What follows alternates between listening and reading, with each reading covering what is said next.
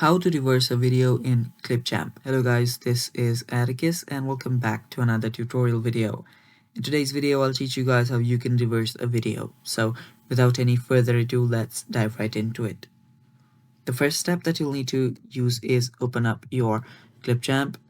It's a Microsoft application. You will need to log in using a Microsoft account as well here. So after you've opened that up, you will need to import your video.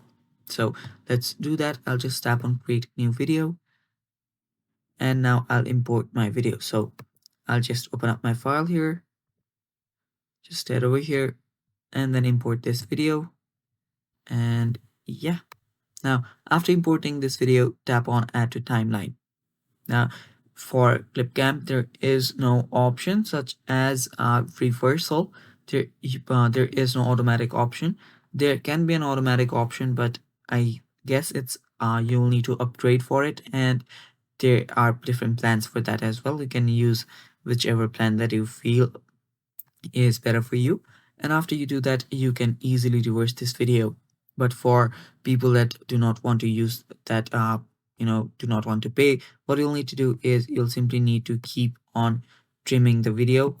You'll need to just cut the video and you'll need to, just reverse it at the end. So just cut like this and keep on cutting at a specific uh, timeline here, and yeah, you will need to do it frame by frame. I'm just showing you guys an example here, and after doing that, what you'll need to do is you'll need to start reversing the video by putting the last one first and repeat that process. So you'll need to do something like this, and yeah, the manual process can get quite hectic, but you will need to keep on doing that until you have your final product.